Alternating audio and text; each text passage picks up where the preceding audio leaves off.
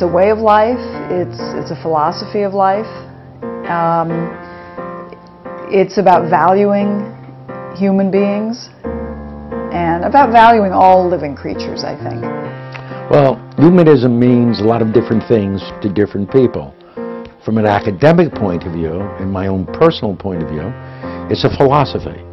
It's a philosophy based on living your life with reason and trying to answer questions in a very rational way. I guess the first thing that I say is that it means the focus of my life is other human beings, human relationships. That's the main focus. That's how I see myself. And I sometimes go beyond that and I see my identity comes from being human.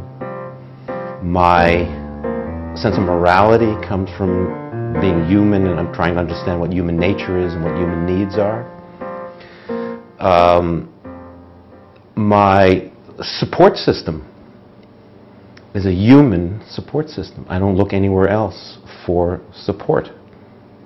So these are the main ways in which I kind of define myself as a humanist. I believe in science. I believe in nature. I believe that if there's an answer, that's where it's going to come from, is science. And I believe in making the most of today, because what else is there? I live my life as well as I can today, and that's the best I can do. And that's my answer to people who question it. That's usually what my answer is. I can't live my life hoping that I'm either going to avoid some punishment or get some kind of reward for everything I've done. You know, my reward is today, and that's it. I would define humanism as a philosophy that is concerned with the natural, objective world which constitutes reality. All humanists that I've met, without exception, have three characteristics in common. One is when their beliefs and their things they have faith in are contradicted by facts and evidence, the humanist will forfeit faith and belief in favor of facts and evidence. Facts and evidence will reign. People that are not humanists don't tend to do that. The next thing I found that they all have in common is that a humanist is someone who, if there's an opportunity to ask a question, they'll ask it. If there isn't an opportunity, they'll make an opportunity, and then they'll ask it.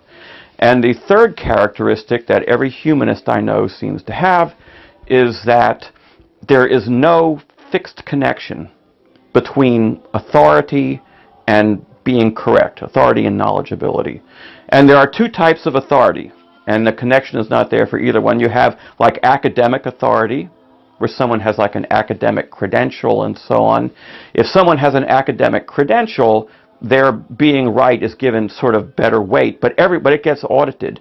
In the case of authority in terms of power, it's to the point where someone in power is automatically suspect.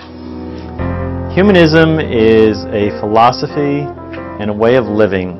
It is a way of carrying out how you live your life on a day-to-day basis, the way you frame the answers to questions. Scientific method, thinking things through, evidence. That's the first part. The second part is compassion. Those are, I think, basically the two halves of what humanism is. Emphasizes the philosophy of humanism. It invokes the fundamental elements of human behavior that we as a society embrace, and that's values, ethics, morals, principles, an understanding of our context within the broader scope of nature, and to live harmoniously within those concepts.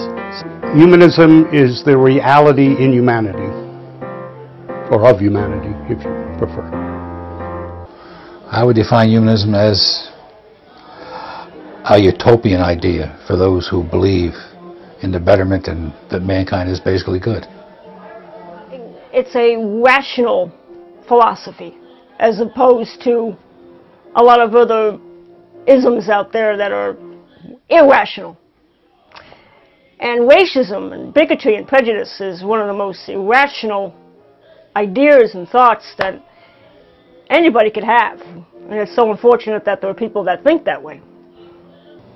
Guilt, to me, is just something that tells me that today I did something that I probably shouldn't have done, and I should probably try not to do it again. Because that it's not about what's going to happen 20, 30, 40 years from now. It's those feelings come up because of something I did today. Humanism is an expression of the natural state of how people want to behave. People will tend to act the way humanism prescribes because it's the tendency of people to be that way. I didn't come to humanism to find a direction. I came to humanism because the philosophy fit my direction already. That being moral, being a quote-unquote good person was always something that was very important to me. And what attracted me to humanism was that's a part of the philosophy, and it also the idea that it comes from within us, that we don't have to be told how to be good. If we just follow our humanity and follow our conscience and our gut instincts, if you want to call them that, we will do the right thing. That's the other thing about humanism that drew me to it was that feeling of we're all in this together, and doing the right thing helps everyone. It helps yourself and everyone, and you don't have to be forced. You don't have to be forced to do it. You just do it. You don't need a reason. You don't need an excuse to do something nice. You just do it. I think humanism can be an excellent moral compass because the point of it is to value people and to value human life. And there really isn't any stronger moral compass than that.